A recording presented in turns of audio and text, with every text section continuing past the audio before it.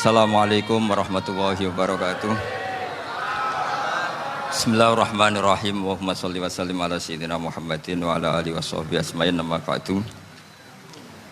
Sedanten ingkang kula hormati wabil khusus teman bapak kula Kiai Haji Agus Ali Masyuri. Beberapa kiai yang tanpa ngurangi rasa hormat, saya hormati semua. Ini ada beberapa Gus. Ini saya ngaji insyaallah seperempat jam.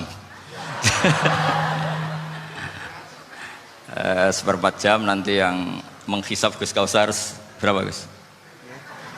10 menit. 10 menit.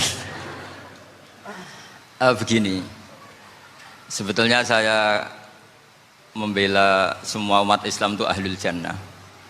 Karena saya ini ibarat marketing. Kalau orang Kristiani itu kan setiap orang mati sudah tenang bersama Bapak di surga. Jadi kampanye itu menarik sekali.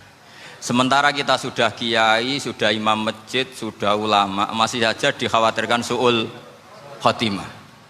Ini kalau kampanye ini tidak imbang, ini nanti saya takut kalah. Makanya saya bilang pokoknya semua orang mukmin itu ahlul jannah. Karena memang asli hadisnya seperti itu, man qala la ilaha illallah dakhalal jannah.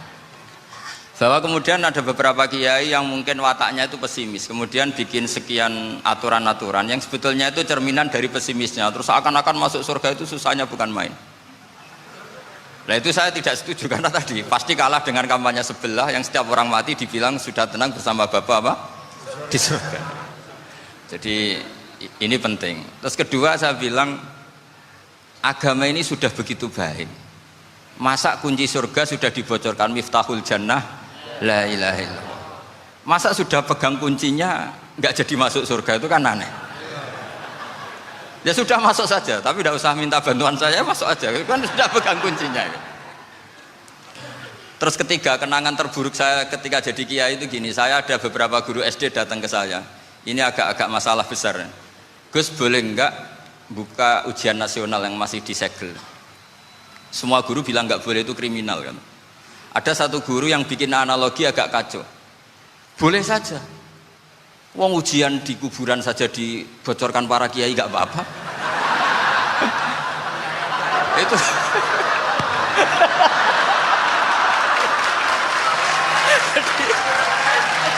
tapi ini kriminal ya. Perhatian kepada kiai, nggak boleh memukul pemateri.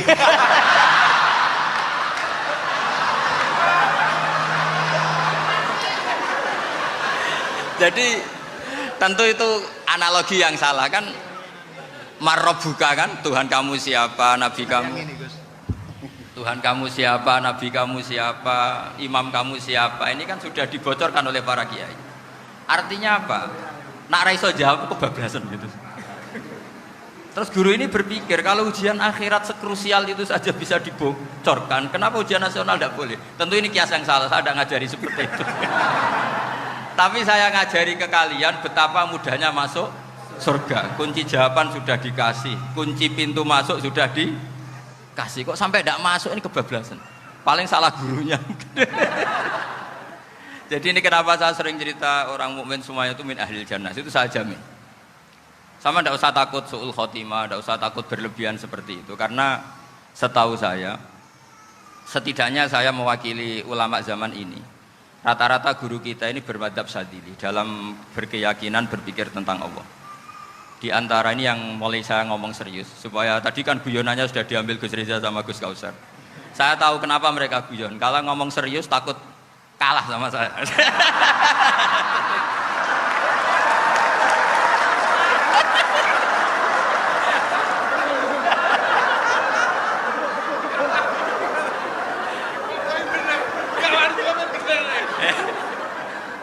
Karena saya ini sudah terkenal pemikir serius, jadi artinya itu satu kepintaran mengalihkan. Ya, oh ya, sudah itu satu kecerdasan. Tidak hanya ngalim tapi betul cerdas. Betul cerdas. Jadi itu bukti beliau-beliau ini cerdas itu. Saya berpikir begini, ini madzhab Syadzili. Kita semua tentu Syadzili karena kita semua ngaji kitab hikam. Kita tahu kitab hikam itu muridnya Abul Abbas Al-Mursi. Abul Abbas Al-Mursi muridnya Syekh Abil Hasan apa? Asy-Syadzili. Saya masih ingat betul makalah itu dan saya ulang-ulang. Setiap saya ngajar di sarang saya ajarkan itu. Kilali kata Abdul Hasan As-Sadili, saya pernah dapat hatif, dapat semacam ilham. Apa makna min syarril waswasil khannas? Itu kata beliau dijawab oleh hatif itu. Hatif itu nggak perlu diterjemah tadi ada karena tadi diajarin itu. Apa yang dihidupkan itu nggak perlu dijelaskan. Kata hatif tadi, waswasun yadkhulu bainaka wa baina habibika yunsika altofahu alhasanah wa yudzakiruka af'alaka asai'ah wa yukassiru indaka dzatas shimal wa yuqallilu indaka dzatal yamin liya'dila bika an husni dzanni billah ila su'i dzanni billah. Jadi yang dikatakan waswas adalah kamu digiring untuk hanya ingat sisi-sisi kamu yang negatif, dilupakan bahwa Anda punya sisi-sisi yang positif. Misalnya seperti ini, mungkin secara fikih tadi banser-banser tegas, wah ini masalah lelaki perempuan dipisahkan gini-gini. Tapi kenapa Ghazali bilang ya sudah gini nggak apa-apa. Sebetulnya ada rukhsah itu karena ini di depan umum. Yang paling pantangan Nabi itu la yakhluwanna rajulun bimra'atin. Ini ada yang menjaminnya gitu. Malah khawatir saya di sini dipisah tapi setelah berduaan nggak bisa. Jadi toleransinya karena ini di depan umum. Itu masih ada toleransinya. La yakhluwanna rajulun bimra'atin. Begitu juga ketika kita dosa, misalnya kita dosa. Orang Islam setiap dosa itu pasti ingat salahnya, terus kemudian istighfar. Dan ketika satu kebaikan dibandingkan keburukan, itu kata semua ulama, karena sayi'ah itu bernilai 1, kebaikan bernilai apa? 10. Itu masih surplus berapa? 9. Jadi itu cara berpikir Abdul Hasan As-Sadili. Kenapa kamu harus berpikir positif tentang Tuhan? Sekali berpikir tentang negatif, itu bahaya betul. Misalnya begini, kamu berpikir tak rewangi jadi kiai, sujud, rukuk, ternyata aku tetap mlebu neraka. Gunane apa? Itu menurut saya kan nggak punya akal. Sujud itu satu kelaziman menghamba kepada Allah. Normalnya seorang hamba itu ya sujud. Kemudian gara-gara kamu ingin masuk surga, terus logika kamu dibalik. Gunanya apa saya sujud? Ternyata saya masuk neraka. Itu pertanyaan yang benar-benar bodoh dan itu menjadikan Allah benci. Logikanya dibalik begini. Ini saya ngomong serius karena ini bentuk kemenangan saya ini bentuk kemenangan saya. Saya berkali-kali ngomong di kota pelajar di Jogja karena banyak pengujinya juga. Bukan sekedar pendamping tapi penguji. Banyak yang profesor, bukan sekedar dokter, banyak yang profesor. Jadi biar ini dok. Begini, saya pernah ditanya sama seorang dosen, Gus, saya ini ngaji hadis banyak, tapi ada yang saya tidak paham, yaitu mangkola la ilaha illallah dakhalal jannah, ada kalimat wa in zana wa in saroko. Meskipun pernah zina, pernah maling. Ini kan seakan-akan mentoleransi perzinaan dan pemalingan. Terus saya bilang, oh makna hadis itu seperti ini. Jadi kebenaran absolut, kebenaran yang mutlak itu tidak akan terganggu oleh status perilaku seseorang. Saya berkali-kali memberi contoh. Orang yang ditangkap KPK akan bilang 1 tambah 1 2. KPK-nya juga bilang 2. Rivalitas dalam politik, Pak Prabowo ya bilang 2, Pak Jokowi juga bilang 2. Orang yang zaniyah, yang lonte pun akan bilang 2. Muftinya juga bilang 2. Ketua MUI-nya juga bilang 2. Artinya gini. Kebenaran yang absolut adalah kebenaran yang siapapun akan meyakini seperti itu. Seperti 1 ditambah 1, 2. Kamu punya musuh bilang 2. Kalau ibu-ibu ini punya maru ya marunya bilang 2 tadi tambah mama. Enggak tahu saya terjemahnya apa tadi. Nah, kebenaran yang absolut itu kebenaran yang siapapun pasti mengakui. Dan uniknya begini, saya pernah ngaji acara himmah, acara pondok sarang di Demak. Kalau kamu bilang 1 ditambah 1 menjadi 2, untuk mengatakan 2 itu kamu butuh hadiah enggak? Mereka semua jawab enggak. Kita semua enjoy saja mengatakan tembok itu putih. Kenapa? Karena memang putih. Kita mengatakan 1 tambah 1 2 karena memang kita tanpa presentasi dapat hadiah, dapat penghormatan. Kenapa untuk mengatakan Allah itu Tuhan kita butuh surga? Memangnya kalau tidak ada surga Allah tidak jadi Tuhan? Ini problem orang soleh-soleh yang terlalu pesimis. Makanya nanti orang-orang soleh itu masuk surganya berat. Tapi kalau orang alim lebih gampang kira-kira seperti itu. Iya, karena kan imannya lebih bagus. Dalam hadis qudsi Allah ini yang dibuli orang-orang soleh.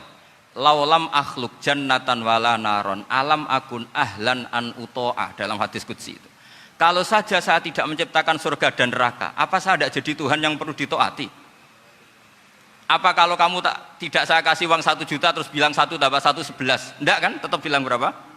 2. Kalau kebenaran absolut yang 1 tambah 1 kamu bilang 2 meskipun tanpa mendapat hadiah. Kenapa untuk bilang Allah Tuhan kamu butuh hadiah surga? Itu kan serah ikhlas belas. Makanya saya terus mengajarkan ikhlas. Ikhlas itu bisa dilatih dengan akal, dengan pikiran, bil ilmi lah. Harus dilatih. Nah di sini ini momen atau makna yang mestinya harus difahami wa inzana bahwa kalimat ini sah meskipun dilafatkan seorang yang pernah zina. Sama seperti 1 tambah 1 2 sah, diucapkan siapa saja sah. Dan siapapun akan mengucapkan itu secara ikhlas. Ini penting saya utarakan. Sehingga setelah ada firqah-firqah takfiri yang mengatakan orang megang keris itu syirik, ke kuburan syirik, ini syirik. Itu salah besar. Salahnya adalah tadi kalimat-kalimat atau kebenaran-kebenaran absolut ini sudah jadi sibghatullah man ahsanu minallahi sibghah. Kalimat ini begitu absolut di hatinya orang mukmin. Sehingga ketika terganggu oleh hal-hal yang adat istiadat kayak pegang keris, kayak apa, ini tidak mengganggu. Tetap kualitas iman ini di atas keyakinan adat membawa apa keris. Kalau orang membawa keris menjadi syirik karena percaya sama makhluk. Orang misalnya kejawen kalau nggak bawa keris nggak nyaman. Orang kota itu kalau nggak bawa ATM juga nggak nyaman. Itu tidak dihukumi syirik. Kamu pergi lupa bawa HP nyaman enggak? Enggak, kenapa tidak dihukumi syirik?